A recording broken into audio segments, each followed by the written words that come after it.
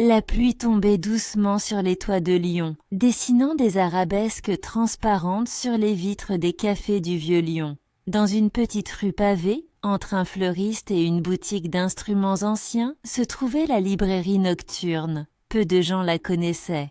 Encore moins savaient qui en était le propriétaire. Et Léa Morel, 32 ans, venait de quitter un poste confortable dans l'édition parisienne. Elle avait fui la capitale sans se retourner, emportant avec elle quelques vêtements, des tignes-poisses, carnets noircis de mots et une rage douce dans le cœur. Elle ne savait pas vraiment ce qu'elle cherchait, seulement qu'elle ne voulait plus trahir ce qu'elle ressentait. Ce jour-là, elle entra dans Nocturne presque par hasard, ou du moins, c'est ce qu'elle crut. L'intérieur sentait le cuir ancien, l'encre et les secrets oubliés. Des rayonnages immenses grimpaient jusqu'au plafond, et une lumière dorée baignait l'endroit d'une sérénité presque irréelle. Une voix grave, basse, retentit derrière un pilier. Vous cherchez quelque chose de précis? Ou vous... attendez qu'un livre vous choisisse? Elle sursauta. L'homme était là, dans l'ombre. Grand, vêtu de noir, les cheveux attachés, les yeux d'un gris presque métallisé. Il n'avait pas l'air d'un libraire, il avait l'air d'un secret qui savait attendre. Je regarde. Il inclina légèrement la tête, sans insister. Elle erra entre les étagères. Un livre attira son attention. Relié de velours, noir sans titre apparent. Lorsqu'elle le tira, une enveloppe glissa au sol. Elle la ramassa, hésita. « Ouvrez-la, c'est à vous, dit-il. Elle brisa le sceau. À l'intérieur, un message manuscrit. La vérité commence là où les mots Thio. Échoue. Elle releva les yeux. Il la regardait. Il s'appelait Sacha Valmont, ancien éditeur, reconverti en libraire. Mais elle sut immédiatement qu'il n'était pas seulement cela. Il parlait peu, mais chaque phrase semblait porter un double fond. Il lui proposa un café. Elle accepta. Ils parlèrent littérature, blessures, ville abandonnée. Et quand elle se leva pour partir, il lui dit « Si un jour vous souhaitez entendre des histoires qu'on ne publie jamais, revenez après la fermeture. » Elle ne répondit pas, mais le soir même, à 23 heures, elle revint. La porte était entr'ouverte. À l'intérieur, des bougies, une musique douce, presque baroque. Et au centre de la pièce, un fauteuil, rouge sang. Il lui tendit un verre de vin. Ce lieu ne sert pas à vendre. Il révèle. Ce soir-là, il ne lui demanda rien. Il parla. D'une voix lente, posée, il raconta une histoire d'amour oublié, d'un peintre aveugle et de sa muse, Mouette. Chaque mot entrait en elle comme une incantation. Lorsqu'elle sortit, 2 heures plus tard, elle n'était plus tout à fait la même, et elle savait qu'elle reviendrait, pas pour les livres, pour lui. Les nuits suivantes furent étrangement douanes, silencieuses, et Léa, malgré elle, scrutait l'horloge à chaque passage de 23 heures.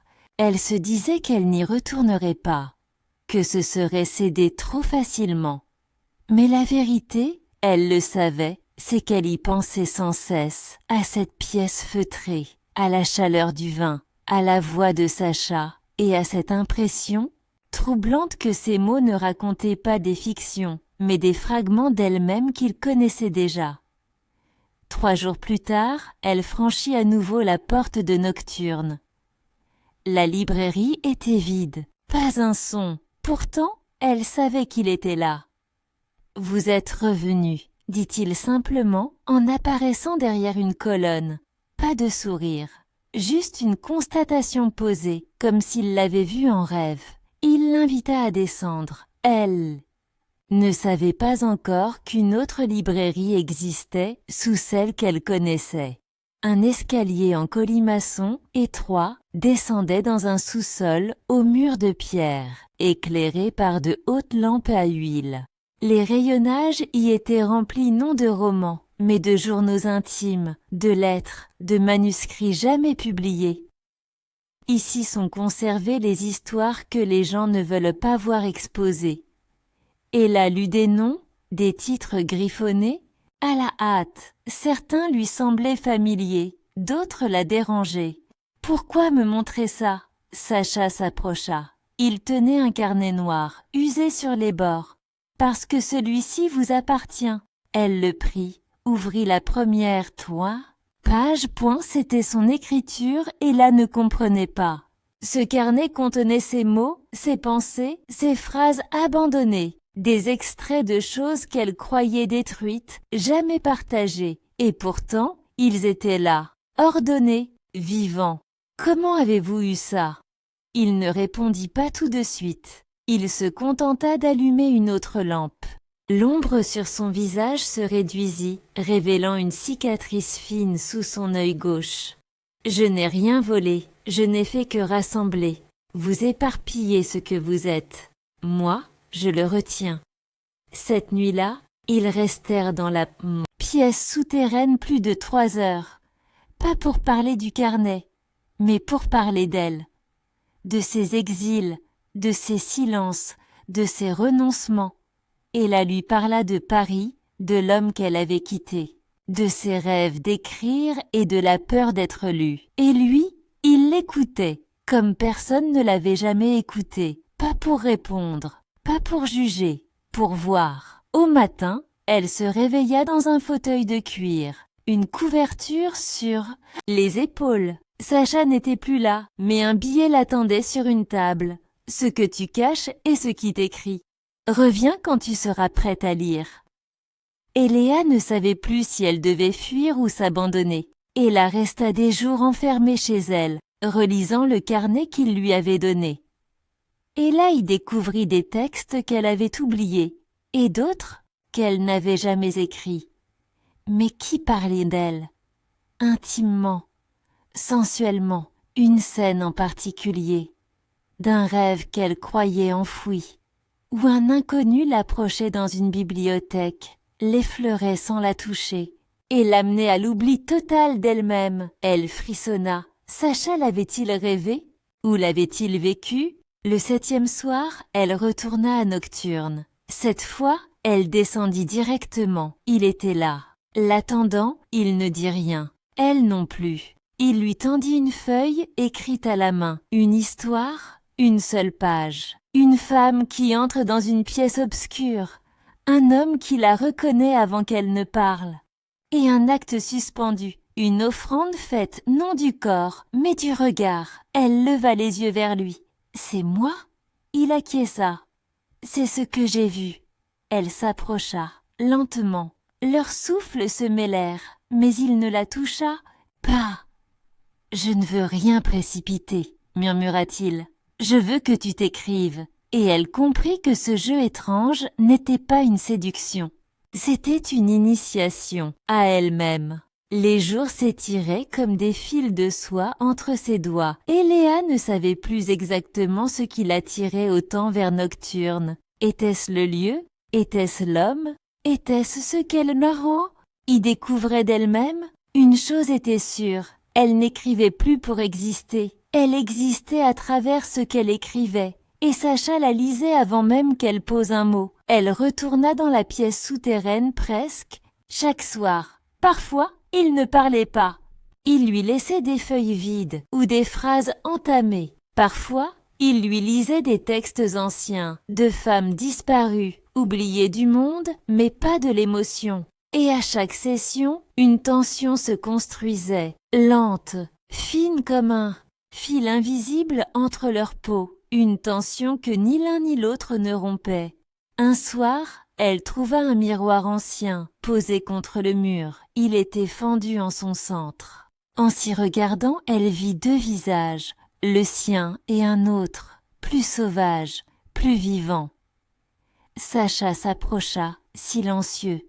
« Tu vois celle que tu pourrais être ?» Elle tourna la tête. « Et si je ne suis pas prête ?» Il haussa à peine les épaules. « Tu n'as rien à faire, tu dois seulement cesser de fuir. » Elle resta longtemps devant ce reflet brisé, jusqu'à ce que les 2 visages se superposent. Le lendemain, elle se leva avec une clarté nouvelle. Elle écrivit sans s'arrêter pendant 6 heures.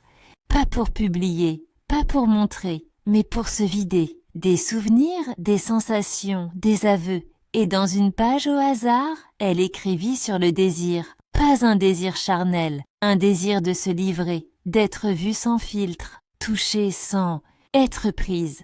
Le soir même, elle lui tendit ce texte. Sacha le lut sans dire un mot. Lorsqu'il termina, il leva les yeux. « Tu n'as plus besoin de moi pour écrire. » Elle sentit une peur soudaine. « Tu vas partir ?» Il secoua la tête. « Non.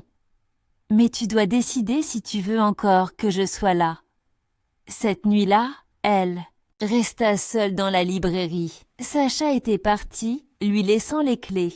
Ella erra entre les étagères, toucha les reliures, lut des fragments. À minuit, Ella descendit, alluma les lampes. Ella se regarda dans le miroir fendu. Et cette fois, Ella s'assit dans le fauteuil rouge sang. Et Ella écrivit, pas sur elle, sur lui, sur cet homme qui la déshabillait de ses couches de silence. Sur ce regard qui lisait l'envers des pages, Ella laissa le texte sur la table. Puis Ella éteignit les bougies et sortit. Il ne lui répondit pas par mot. Mais la nuit suivante, Ella trouva un objet dans le miroir, un bandeau de velours noir et une note. Ce que tu refuses de voir est souvent ce que tu désires le plus. Ella comprit. Ella attendit la fermeture, et cette fois, ce fut elle qui prit l'initiative. Hélas, descendit, le bandeau à la main. Sacha l'attendait, il ne dit rien. Ella s'approcha, posa le bandeau sur ses propres yeux et murmura « Montre-moi ». Mais il ne la toucha pas, il lui parla, d'un ton plus bas que jamais, presque à fleur, de peau. Il lui décrivit ce qu'il voyait, son souffle, sa posture, le tremblement de ses doigts, et plus encore, ce qu'il devinait. Chaque mot était un effleurement, et elle a compris enfin que le contact n'était pas toujours dans la peau. Parfois, il était dans le silence entre deux phrases, et ce silence-là, Ella ne l'avait jamais partagé avec personne d'autre. Depuis cette nuit-là, le silence avait une autre couleur. Il était devenu densité, peau, caresse suspendue. Et Léa ne savait plus comment nommer ce qu'elle vivait. Elle n'osait plus appeler cela un jeu. Ce n'était pas une histoire d'amour. Ce n'était pas du désir, du moins pas tel qu'elle l'avait connu. C'était une immersion, un effacement délicat de ses anciennes limites. Sacha ne posait jamais de questions, mais il lisait tout. Dans ses textes, dans ses hésitations, dans ses absences aussi. Et parfois, il répondait, pas par des mots, mais par des scènes. Un soir, elle entra dans la librairie et trouva toutes les lumières éteintes. Sur le sol, des bougies traçaient un chemin jusqu'à la cave. Une musique lointaine résonnait, une pièce de Satie, lente et trouble, dans la salle du bas, un fauteuil unique face à un écran blanc, une projection. Des images floues, des visages entrevus, des instants d'intimité. Aucune narration, mais elle comprit vite. Ce qu'elle voyait, c'était elle, des fragments de sa mémoire. Des gestes filmés sans caméra, ou peut-être capturés autrement. Elle s'assit, et elle pleura. Pas de peur, d'émotion pure. Parce que pour la première fois, elle se voyait, vraiment. Après la projection, Sacha était là, assis en retrait, silencieux. Elle se leva, le rejoignit. Il tendit la main vers elle, non pour la prendre, mais pour lui tendre un carnet, un nouveau, vide. Celui-là, tu ne l'écriras pas seul, dit-il simplement. Et ce fut le début d'un autre cycle. Ils commencèrent à écrire ensemble, pas côte à côte, pas au même moment, mais dans le même livre, chacun une couleur d'encre, chacun une voix. Elle écrivait un souvenir, il écrivait une réponse. Elle posait une question, il inventait une scène. Bientôt, le carnet devint un espace d'entre-deux, un lieu où ils se rencontraient sans se parler, et quelque chose changea. Les mots devinrent ilâcres, plus intimes, les descriptions plus sensuelles, les images plus franches. Il n'y avait rien de vulgaire. Mais chaque page était une caresse mentale, une tension sous la peau. Un jour elle écrivit « Tu ne m'as jamais touché. Pourquoi ?» La réponse arriva le lendemain. « Parce que je ne voulais pas te posséder, je voulais que tu viennes. » Elle relut cette phrase 10 fois. Et ce soir-là, elle ne descendit pas, elle l'attendit à l'étage. Lorsqu'il monta, elle éteignit la lumière. Puis, dans le noir, elle le guida vers elle, et il comprit. Ils ne parlèrent pas. Leur rencontre fut lente, silencieuse, entièrement faite de gestes retenus, de frôlements pensés comme des phrases. Il n'y eut ni domination, ni soumission. Juste une écoute aiguë du corps de l'autre. Et lorsqu'ils se séparèrent, au matin, elle se sentit entière. Pas conquise, reconnue. Les jours qui suivirent n'avaient plus la même lumière. Quelque chose avait basculé. Pas entre eux, en elle. Et Léa n'était plus en quête de réponse. Elle ne cherchait plus à comprendre. Elle voulait ressentir, écrire, vivre. Et pour la première fois, elle sentait qu'elle le faisait sans se trahir. Mais l'équilibre était fragile. Sacha avait changé lui aussi. Il était toujours là, présent, silencieux. Mais quelque chose dans son regard s'était refermé, comme s'il savait qu'un cycle s'était terminé et qu'un autre devait commencer. Il la regardait écrire, mais ne lisait plus à voix haute. Il se retirait, lentement, sans bruit. Et Léa le sentait, et cela l'inquiétait. Un soir, elle descendit plus tôt que d'habitude. Sacha n'était pas encore là. Elle s'assit, feuilleta le carnet partagé.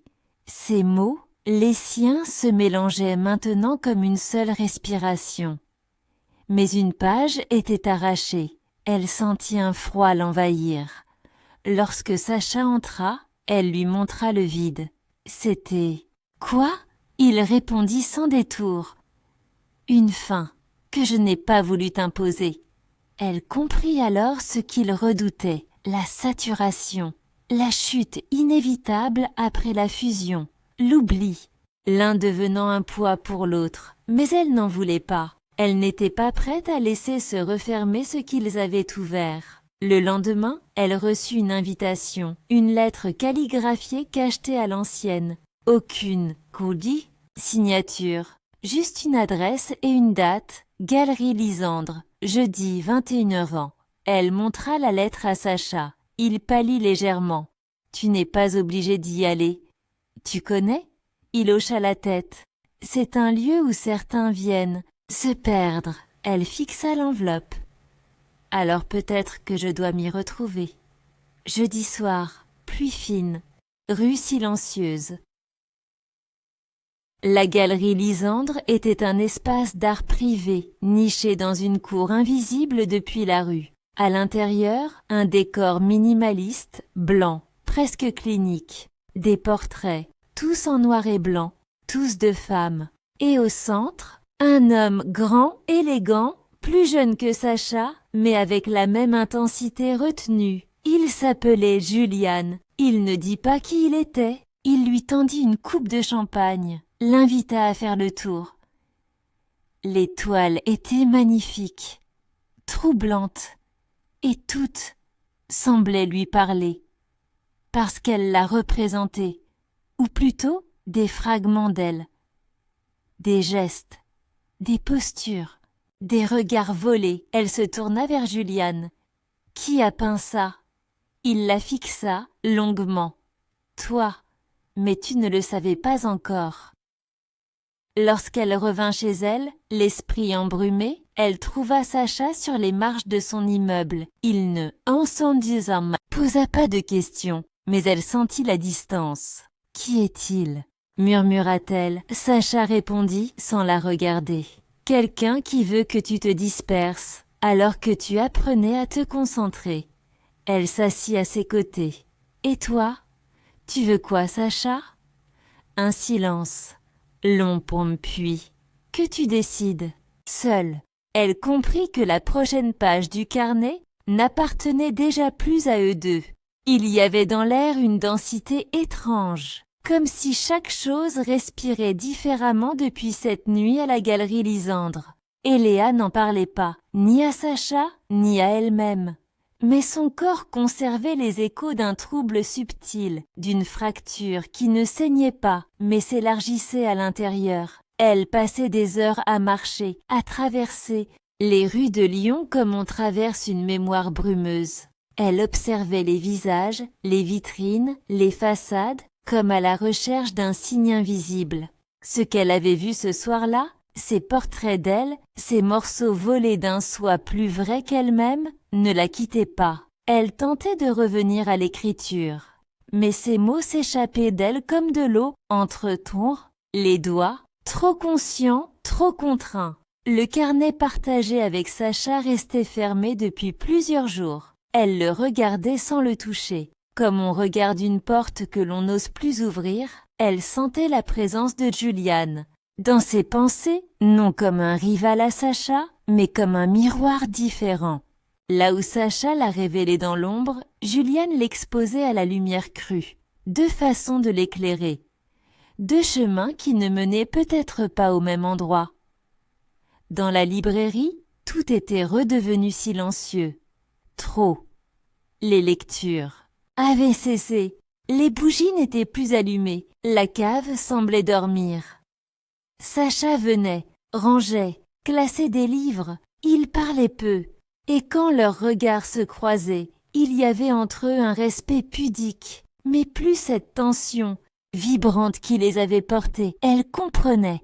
Il la laissait partir, sans mots, sans reproche. Et pourtant, elle ne savait pas encore si elle partait vraiment. Elle était entre deux mondes, celui qu'elle avait découvert avec lui, intérieur, lent, profond, et celui que Juliane semblait lui tendre, vaste, vibrant, éclatant. Elle retourna seule à la galerie, un après-midi gris. Personne ne l'attendait, mais les toiles étaient toujours là, les regards figés, toujours aussi vivants. Elle resta longtemps devant un portrait particulier, son dos nu, son regard à demi tourné, une fragilité qu'elle ne reconnaissait qu'en rêve. Elle ferma les yeux, et elle sentit quelque chose se déplacer en elle. Pas un choix, pas une décision, un glissement. Ce soir-là, elle n'écrivit pas, elle n'essaya pas non plus. Elle s'assit devant le miroir, fendu de la cave, seule, et observa les deux reflets se superposer lentement.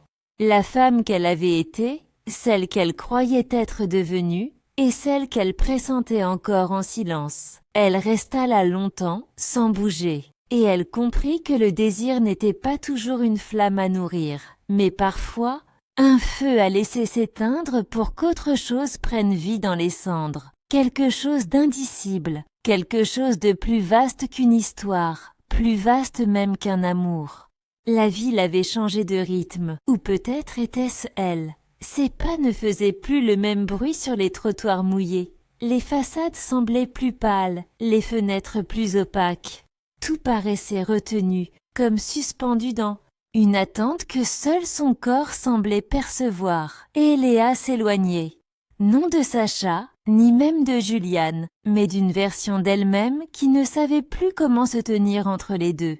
Elle avait cru pouvoir appartenir à un monde intime, secret, où l'écriture servait de passage entre soi et l'autre. Elle avait cru pouvoir aussi céder à la lumière, à l'exposition, à l'élan, mais elle ne voulait plus choisir. Elle, voulait cesser de se diviser. Elle s'était remise à écrire. Pas dans le carnet, pas dans un cahier, pas même sur l'ordinateur. Elle écrivait sur les murs. Des phrases courtes, parfois incomplètes, souvent illisibles aux yeux des passants. Elle utilisait du fusain, de la craie, parfois même de la buée sur les vitres de la librairie. Elle ne cherchait plus à être lue. Elle cherchait à se défaire, à disperser ce qu'elle portait trop longtemps. Elle effaçait parfois ce qu'elle venait de tracer. Puis recommençait. Un matin, elle se rendit à la librairie bien avant l'ouverture. Sacha n'était pas là. Elle resta longtemps devant la vitrine, le front contre la vitre. À l'intérieur, tout était figé, comme si le lieu lui-même hésitait à continuer d'exister sans leur présence commune. Elle entra avec la clé. qu'il lui avait laissé un jour sans commentaire. Tout était à sa place, et pourtant rien ne l'était. Elle descendit dans la cave. L'air y était plus froid, plus dense. Le miroir n'avait pas bougé. Le fauteuil rouge semblait attendre, mais elle ne s'y assit pas. Elle resta debout, face à son propre reflet morcelé, les mains nues, le souffle court. Elle pensa à ce qu'elle avait cru vivre, à ce qu'elle avait vraiment vécu, à ce qu'elle ignorait encore. Et dans cette immobilité absolue, quelque chose se fissura. Pas en elle, autour. La lumière changea. Un rayon glissa lentement entre deux pierres, du plafond voûté. Pour la première fois, elle vit la cave autrement, non comme un refuge, mais comme un seuil. Un passage. Elle comprit alors que ce qu'elle cherchait depuis le début n'était pas une histoire à vivre, ni un homme à suivre, ni une version d'elle à atteindre. Ce qu'elle cherchait était un endroit d'où écrire sans se fuir, sans se plier, sans avoir besoin d'être vue, aimée, comprise. Elle s'assit enfin, non dans le fauteuil, mais à même le sol. Et là, dans la poussière, les genoux repliés, les mains tachées, elle traça ses mots les plus nus, sans ponctuation, sans structure, sans attente, juste le battement de sa voix, pour elle seule, et Ikio. Ce fut la première fois qu'elle ne se sentit ni élève, ni amante, ni modèle, mais source. Il n'y eut pas de retour spectaculaire, pas de grands gestes, pas de confession, pas de retrouvailles mises en scène. Et Léa recommença simplement à vivre. Elle se leva tôt, prépara son café sans précipitation, sortit marcher sans but, sans plan. Elle se surprit à sourire à des inconnus, à s'arrêter devant des vitrines qu'elle aurait ignorées autrefois.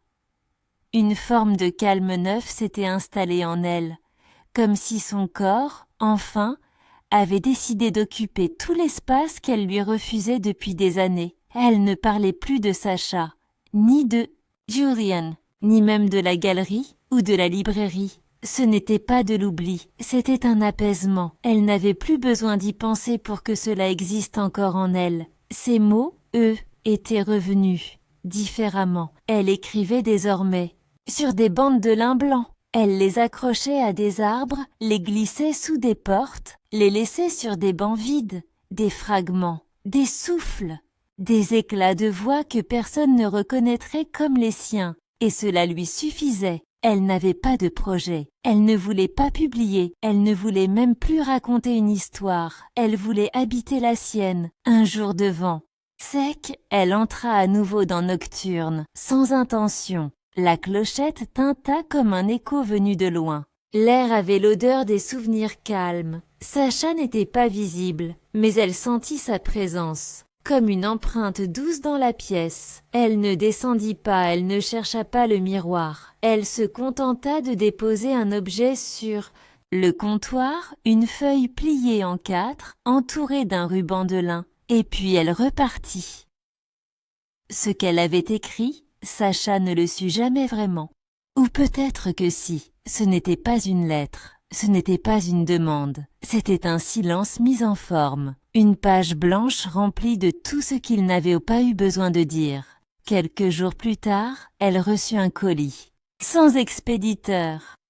À l'intérieur, un carnet, vide, mais sur la première page, une phrase. Certains liens ne se nouent pas, ils respirent. Elle le referma, le posa sur sa table et reprit son souffle. Pas pour recommencer, pour continuer. Le carnet resta fermé plusieurs semaines, pas par oubli. Par respect, il était là. Posé sur la table de bois clair, à côté d'un vase vide et de quelques grains de poussière que la lumière du matin faisait briller comme des étoiles mortes. Et Léa ne le fuyait pas. Elle l'accueillait, mais elle ne voulait pas le remplir. Trop vite. Elle savait désormais que certains silences valent plus que 1000 confessions. Elle écrivait ailleurs, sur des tissus, des cailloux, des papiers brûlés à moitié. Elle avait même cousu des mots dans la doublure d'un manteau qu'elle offrit à une inconnue dans un parc. Elle n'avait plus besoin de garder ses phrases, elle avait appris à les libérer. Le lien avec Sacha avait changé. Il ne s'était pas rompu. Il s'était déplacé. Il ne se voyait plus souvent. Parfois un message bref. Une carte postale glissée dans un livre d'occasion. Une trace. Une empreinte. Et cela suffisait. Il n'y avait plus de tension entre eux. Ni attente. Juste une pour conscience partagée. Ils avaient été essentiels l'un pour l'autre, mais ils n'étaient plus nécessaires. Et cette vérité ne faisait pas mal, elle apaisait. Julian, lui, était réapparu. Sans prévenir, un matin, à l'entrée d'un marché, dans un rayon de fruits, son sourire n'avait pas changé. Il s'approcha doucement, comme on approche un feu qu'on ne veut plus attiser. Ils parlèrent peu. Il lui proposa de revoir ses toiles. Elle accepta sans empressement. La galerie n'avait pas changé. Mais elle, si. Les visages qu'elle avait autrefois trouvés troublants lui semblaient maintenant immobiles. Elle ne s'y reconnaissait plus. Elle n'était plus cette femme. Julian le sentit. Il ne dit rien. Mais en refermant la porte de la galerie, derrière eux, il lui tendit une photo. Petite, froissée. Elle y était, assise dans le fauteuil rouge de la cave de nocturne, les yeux mi-clos, le souffle visible. Un instant qu'elle n'avait jamais vu capturer. Un instant qu'il avait saisi, silencieusement. Elle ne demanda pas comment. Elle garda la photo. Ce soir-là, elle ouvrit le carnet, pas pour écrire, pour y insérer la photo, sans commentaire, sans titre. Elle referma le carnet et le posa, cette fois, dans sa bibliothèque. Parmi les romans anciens, les journaux intimes, les livres de poésie qu'elle n'avait jamais terminés. Elle ne cherchait plus à se raconter. Elle se relisait, par fragments, à travers les choses qu'elle touchait. Et c'était assez. L'automne était arrivé, sans bruit. Les feuilles tombaient avec la lenteur des choses sûres d'elle. Chaque matin, le monde semblait se couvrir d'un voile de silence doré. Et Léa sortait avec une écharpe plus large, un carnet plus petit et l'esprit plus clair. Elle n'attendait plus rien de précis. Elle se contentait d'être traversée par la lumière, par le froid, par les voix des autres. C'est dans un café discret, non loin des quais, qu'elle croisa pour la première fois celle qu'elle allait appeler la voix nue. C'était une jeune femme, une étudiante sans doute, assise seule, à une table, les yeux rougis et le carnet ouvert. Et Léa ne la connaissait pas. Mais en passant près d'elle, elle lut une phrase griffonnée dans l'encre tremblante. Je ne sais plus comment me dire. Et Léa s'arrêta. Sans un mot, elle sortit de sa poche une bande de lin. Dessus, un seul mot, commence. Elle le posa devant Sao, la jeune femme. Puis repartit, elle ne se retourna pas. Elle n'en eut pas besoin. Elle savait que quelque chose s'était transmis. Ce jour-là, elle comprit que sa voix n'était pas à retenir, mais à semer. Elle ne voulait pas devenir guide, ni exemple, ni même muse. Elle voulait simplement être passage, comme Sacha l'avait été pour elle, comme Julian à sa manière. Comme tous ceux qui un jour croisent nos silences et y déposent un mot, un geste, une image qui fissure l'armure, elle retourna à Nocturne. Non pour revoir le lieu, mais pour y laisser quelque chose. Elle trouva la cave vide, baignée d'une lumière pâle. Le fauteuil rouge était toujours là. Le miroir, fendu, renvoyait un reflet plus calme. Elle déposa sur la coudoir un petit objet, une pierre, plate, lisse, sur laquelle elle avait gravé 2 mots à la pointe d'un clou. « Lis-toi », puis elle sortit et ne revint plus. Dans les Poucisios, jours qui suivirent, elle reçut des lettres, de parfaits inconnus, des fragments, des bouts de phrases, des dessins, des silences enveloppés dans des enveloppes pleines d'ombre et de lumière. Elle ne répondit pas toujours, mais elle les lut tous. Elle comprit qu'un fil invisible se tissait entre elle et d'autres. Pas un lien de chair, pas d'amitié. Pas de désir, un fil de reconnaissance, et cela la nourrissait sans jamais l'enfermer. Le temps, pour Eléa, avait fini par perdre sa linéarité rassurante. Les jours ne s'empilaient plus comme des briques dans un mur, mais s'écoulaient doucement, comme l'encre d'un mot que l'on aurait laissé glisser sur une surface poreuse. Elle ne cherchait plus à structurer ses semaines, ni à mesurer ses heures. Il n'y avait plus de début clair, ni de fin précise, seulement des transitions, des passages imperceptibles entre le rêve et l'éveil, entre la solitude et la rencontre, entre l'écriture et le silence. Ce qu'elle vivait désormais n'était pas fait pour être raconté dans l'ordre. C'était une matière vivante, discontinue, qui s'étendait dans toutes les directions à la fois. Son appartement s'était métamorphosé en lieu vivant, mouvant, presque sacré. Il n'y avait pas de logique apparente dans la manière dont elle disposait les objets, mais chaque élément semblait avoir trouvé sa juste place. Les murs accueillaient des extraits de phrases cousues à même le tissu, des cailloux peints portaient les débuts de poèmes abandonnés, et une vieille valise servait de tombeau pour les mots qu'elle ne voulait plus jamais relire. Il ne s'agissait plus de produire, ni même de créer, mais de conserver la trace fragile de ce qui traversait son corps et son esprit, de préserver une vérité mouvante sans l'enfermer dans la forme. Elle ne parlait plus de Sacha, ni de Julien. Leur nom n'était ni absent ni effacé, mais simplement rangé dans une zone de son être où il n'était plus nécessaire de retourner sans invitation.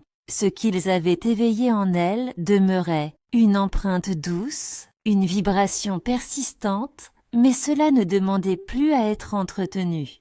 Elle savait profondément que certaines connexions se poursuivent, même quand les corps s'éloignent, que certaines rencontres façonnent la manière dont on regarde le monde sans jamais s'imposer dans sa continuité. Son écriture, elle, avait pris une tournure plus diffuse, moins centrée sur elle-même. Elle écrivait toujours, mais souvent pour les autres, parfois pour personne, parfois pour un être qu'elle n'avait jamais rencontré et dont elle ne connaissait que l'absence. Elle déposait des messages dans des endroits improbables, à l'intérieur d'un livre oublié sur un banc, sous une pierre plate au pied d'un arbre, sur le revers d'un ticket de tram.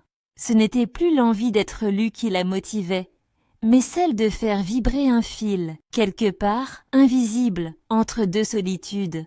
Elle repensa à une phrase qu'elle avait inscrite un matin sur un ruban de lin, accroché au poignet d'une statue près du Rhône. Ce qui ne se voit pas peut être ce qui veille. 3 jours plus tard, quelqu'un y avait cousu un mot en retour, « Je veille ». Ce simple échange silencieux avait éveillé en elle une paix profonde. Elle n'était pas seule, même dans ses élans les plus secrets. Quelqu'un, quelque part, partageait l'espace invisible de la parole suspendue. Ce n'était plus un besoin d'être entendu, mais un désir simple de continuer à vibrer, sans artifice, sans mise en scène. Et Léa ne cherchait plus à plaire, beau vieux, ni à émouvoir. Elle voulait simplement être juste, accordée à ce qu'elle sentait en elle sans effort. Elle avait cessé de vouloir dominer sa voix. Elle se contentait de l'écouter, de la suivre, de lui faire confiance, même lorsqu'elle passe, la mener vers l'inconnu. Et c'est peut-être là qu'elle se sentait désormais le plus vivante. Il arriva un moment où Eléa comprit qu'elle n'était plus tout à fait invisible. Ce n'était pas une révélation soudaine, ni une reconnaissance publique. C'était plus subtil, plus diffus. C'était dans la manière dont certaines personnes, croisant sa silhouette dans la rue ou son regard posé sur un mur, ralentissaient leurs pas comme si quelque chose en elle leur parlait sans mots. Ce n'était pas elle qu'ils voyaient vraiment, mais la trace qu'elle laissait, les gestes minuscules qu'elle avait multipliés, les silences qu'elle avait laissés flotter comme des poussières d'encre dans l'air. Dans une librairie, Moiris, où elle n'était jamais entrée, elle trouva un livre dont les marges étaient annotées de mots qui ressemblaient aux siens. À la terrasse d'un café, elle entendit 2 inconnus discuter d'une phrase cousue sur une écharpe comme on commente un rêve étrange. Elle se rendit compte qu'elle était devenue, à son insu, le souffle d'un mouvement qui n'avait pas de nom. Une mémoire qui se répandait sans visage, un écho qui n'avait pas besoin d'origine. Elle n'avait jamais voulu fonder quoi que ce soit. Elle ne cherchait pas à transmettre, ni à enseigner. Elle voulait simplement ne plus trahir sa propre voix. Et pourtant, cette sincérité, parce qu'elle était entière, avait fissuré des murs, soulevé des silences, réveillé des élans chez d'autres. Elle recevait parfois des lettres, déposées sans adresse, écrites sur des papiers imparfaits, tremblants, signées parfois d'un simple prénom, parfois de rien du tout. On ne lui demandait pas de réponse, seulement de lire, de garder, de respirer avec. Léa ne cherchait plus à donner un sens aux choses. Elle les laissait venir, elle les laissait être.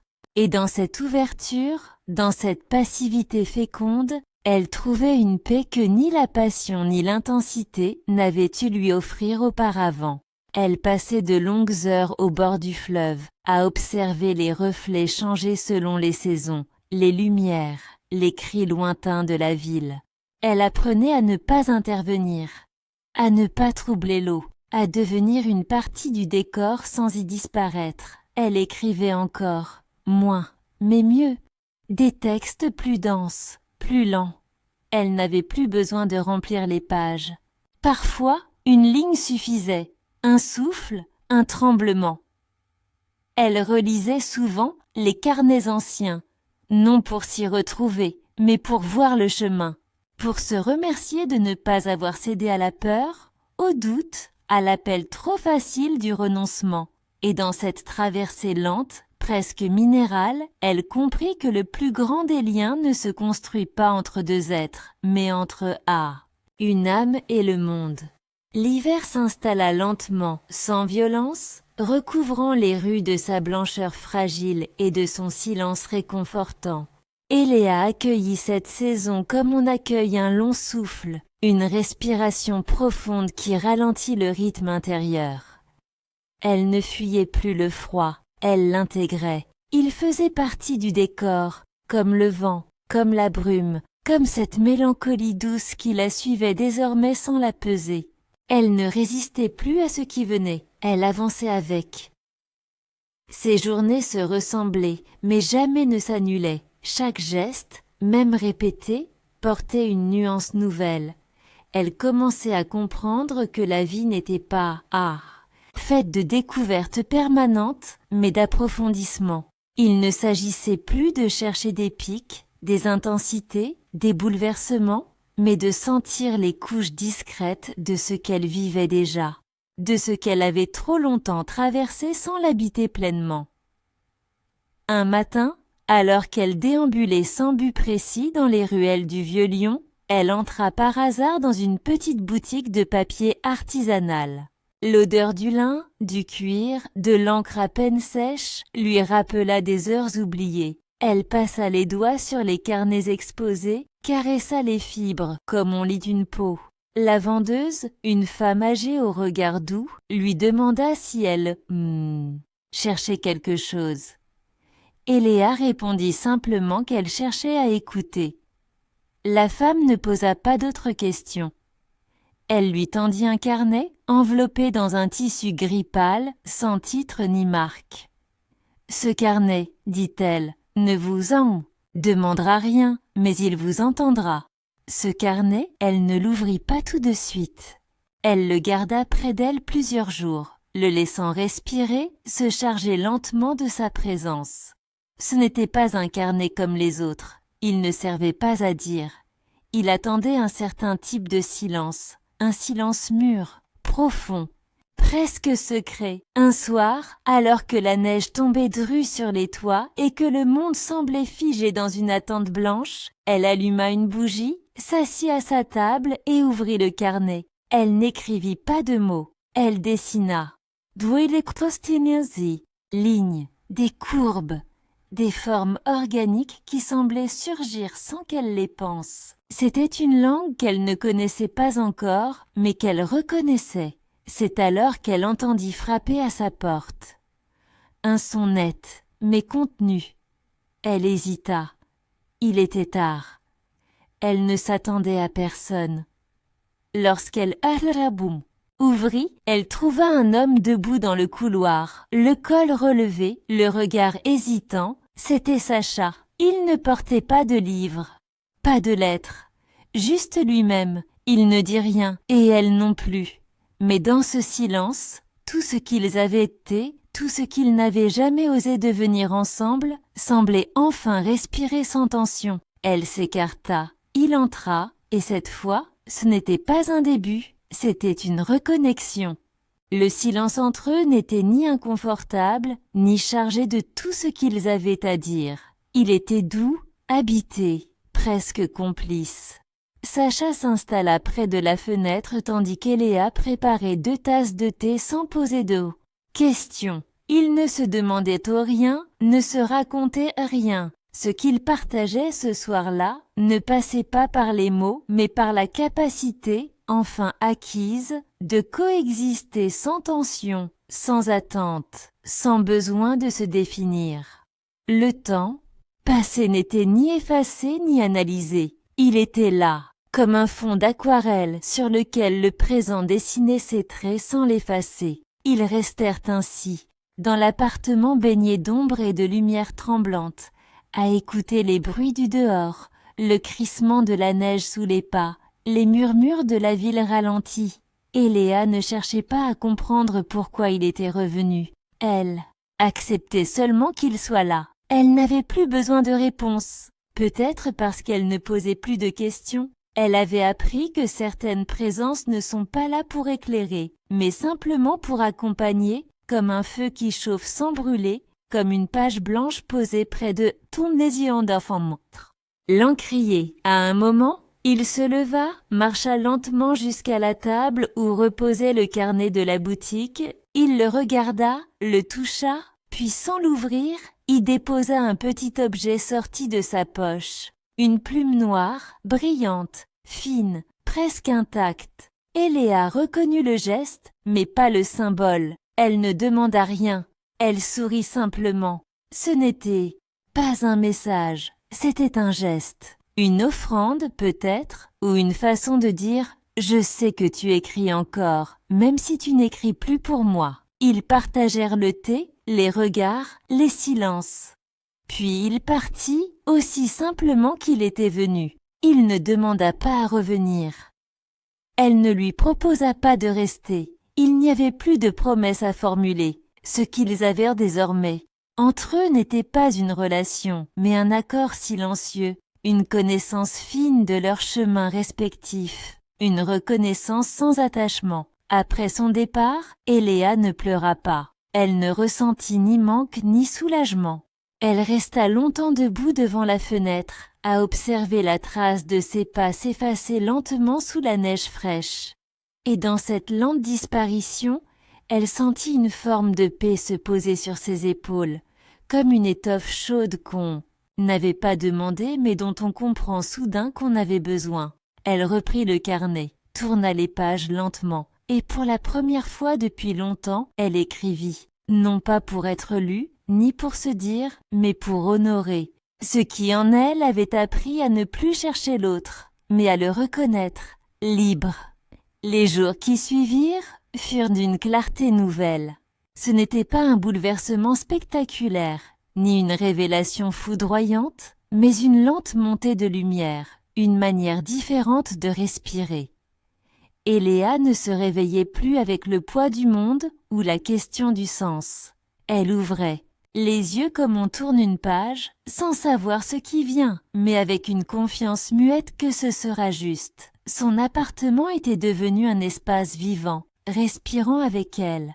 Les objets s'étaient faits discrets, réduits à l'essentiel. Un carnet, une plume, une tasse, un livre laissé ouvert sur une table. Elle ne ressentait plus le besoin de documenter, de capturer. Elle ne vivait plus pour écrire. Elle écrivait quand la vie débordait, quand un silence devenait trop dense, quand un instant méritait d'être honoré, non conservé. La ville elle-même semblait avoir changé de voix. Moins de bruit, ou du moins, un bruit qui ne l'atteignait plus de la même manière. Les visages, les gestes, les places où elle avait erré autrefois sans but, lui apparaissaient désormais comme les pages d'un livre dont elle était sortie, mais qu'elle n'avait jamais refermé. Elle reçut un jour une lettre manuscrite, sans nom, sans adresse identifiable. À l'intérieur, un fragment de tissu sur lequel on avait brodé « Tu n'étais pas un passage, tu es devenu l'espace ». Elle resta longtemps à contempler ces mots, étonnée non par leur beauté mais par leur justesse. Ce qu'elle avait semé sans le savoir avait pris racine, non dans les autres, mais dans elle-même. À la galerie, ses toiles étaient toujours accrochées. Juliane, sans un mot, en avait déplacé certaines. Une nouvelle lumière les baignait. Elle passa y jeter un regard, un matin de décembre, mais ne chercha pas à entrer. Elle n'avait plus besoin d'occuper un lieu pour s'y savoir présente. Elle sourit, puis continua son chemin. Ce jour-là, elle marcha plus longtemps que d'habitude. Elle longea les quais, descendit jusqu'à un pont peu fréquenté, s'arrêta face au fleuve. L'eau avançait lentement, chargée de reflets et de feuilles mortes. Eléa ferma les yeux, sentit le vent sur son visage, et pour la première fois depuis des mois, laissa venir une phrase qu'elle n'avait pas encore formulée, mais qui battait en elle depuis toujours. Elle murmura, doucement, « Je suis ici, et cela suffit ».